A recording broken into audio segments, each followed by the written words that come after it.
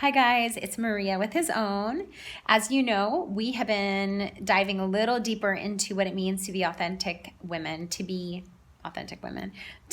live out of our authentic femininity is probably a better way of saying it. What does that mean? How do we do that? What is that, this authentic femininity that is at the heart of our ministry? What does it even mean to live out of that space? And what I've really been praying on is this idea of open receptivity. The word for woman in Hebrew is negaba, and that means to be open. And having that open receptivity, a lot of times for us ladies, at least for me, can be very difficult. I was walking to the beach this week, and there was this woman. She was carrying a bunch of these chairs and really struggling. She had them on this like rolling cart thing, and she couldn't hardly get them. She was really struggling. Like at one point she was like, ow. So I went over and there was a man standing behind her who was walking behind her, and he had one little thing in his hand. I think it was her husband. And I thought, oh, I wonder why he's not helping her. And then I thought, oh, maybe he's hurt. Maybe something happened. He's not able to. So I went over and I said, hey, can I help you carry that? And she was like, no, I got it. I said, okay, no worries. And I started walking ahead, and a minute later, I heard her husband or the man behind her say, honey, let me do that for you. And she was like, no, I can do it myself. That interaction made me realize how often as women, we have a tendency to control, and we have a tendency to like, hey, I'm independent. I can do it myself. I don't need your help.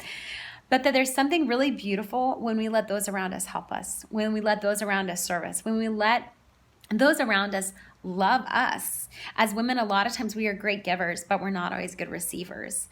And so I know for me, that can be such a challenge to let people do for me, to let people provide for me in different ways, to let people serve or love me, that I can struggle with that and not always be in that open receptivity place. And being open and receptive does not mean that we are passive ladies. It's an active receptivity.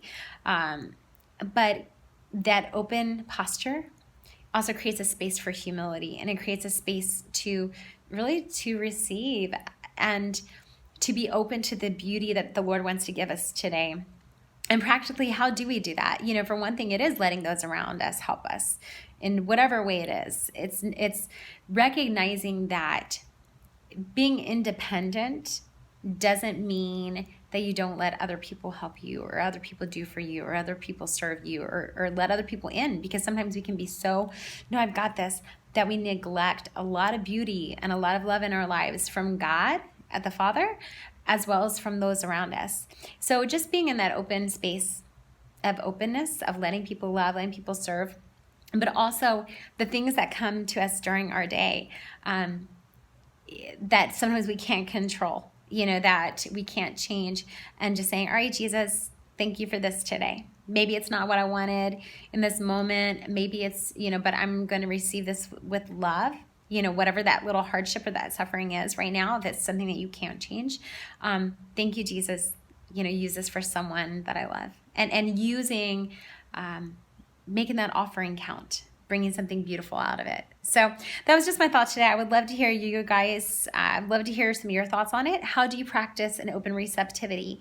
The way you practice it probably as a wife and mom looks a little different from if you're single, or if you're engaged, or if you are a priest, or if you're a nun, or whatever. And also, we all need to practice an open receptivity. Like, men have to practice that as well, especially towards God, like as men and women, but particularly as women, it is part of our feminine genius, and we live that out in a very specific way. So love to hear your thoughts. Come check us out on Facebook and Instagram at Be His Own, and Twitter, Be His Own Music. Thanks so much, guys. See you next time.